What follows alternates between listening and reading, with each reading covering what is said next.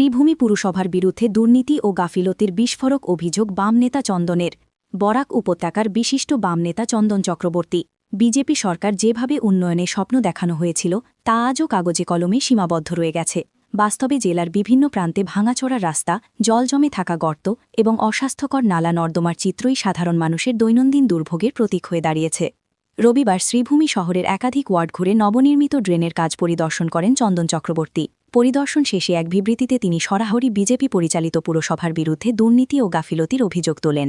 শহরের বিভিন্ন জায়গায় যে ড্রেন নির্মাণ করা হয়েছে তার অধিকাংশ ক্ষেত্রেই কোনো প্রকল্পের নামফলক নেই। ফলে সাধারণ মানুষ জানতে পারছেন না কোন প্রকল্পে কত টাকায় কার মাধ্যমে এই কাজ সম্পন্ন হয়েছে, যা স্বচ্ছতার পরিপন্থী বলেই তিনি মনে করেন।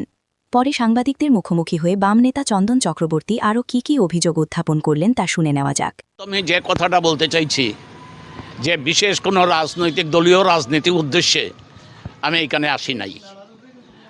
কারণ সামাজিক করিমগঞ্জ শহরের নাগরিক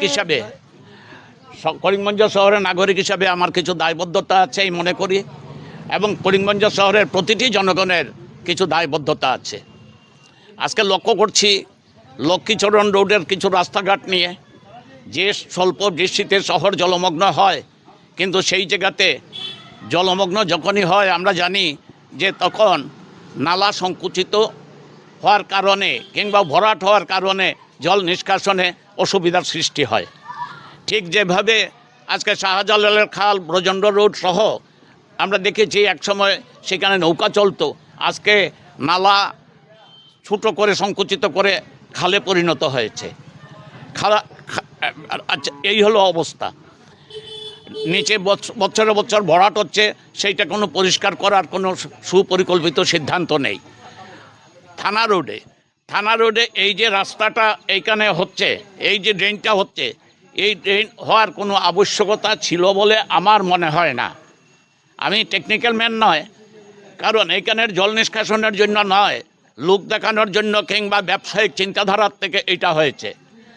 আজকে এই যে বড় ড্রেনটা, নালাটা ওই থানার এই রাস্তার ওই ওপাশে যেটা, সেই ড্রেনটা অনেক বড় ছিল, এটা সংকুচিত করে তখন চেয়ারম্যান ছিলেন দেবশ্রী বট।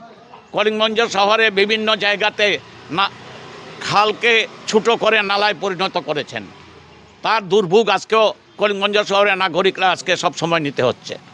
তো আমি আপনাদের মারফতে করিমগঞ্জ শহরের নাগরিকদের উদ্দেশ্যে বলতে চাইছি, সেটা কোনো দলীয় রাজনীতির ঊর্ধ্বে উঠে শহরের জল নিষ্কাশনের স্বার্থে, জনগণের স্বার্থে আজকে আমরা সবাই মিলে কোনো পরিকল্পিতভাবে একটা গঠনমূলক সিদ্ধান্ত নিতে পারি কি না, আপনার মতামত আপনারা ব্যক্ত করবেন।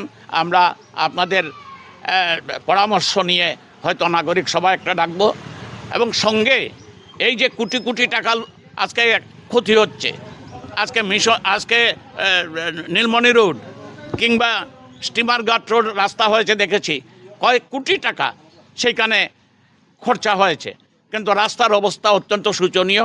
রাস্তা সেইভাবে হয়নি। আজকে রবীন্দ্র সদন কলেজের সামনেই বলুন, সেটেলমেন্ট রোডের দিকেই বলুন, বিভিন্ন জায়গার যে রাস্তার যে অবস্থা, আজকে পৌরসভা আজকে এখানে তারা শ্রীভূমির নাম রেখেছে, কিন্তু শ্রী তো বৃদ্ধি হচ্ছে না, শ্রী বৃদ্ধি হতে তো আমরা দেখছি না। এই ব্যাপার নিয়ে আপনাদের সুচিন্তিত মতামত ব্যক্ত করবেন। অবশ্যই আমরা আগামী দিনে একটা গঠনমূলক সিদ্ধান্ত নিতে পারি কি না, আপনাদের মতামতের অপেক্ষায় আমরা থাকলাম।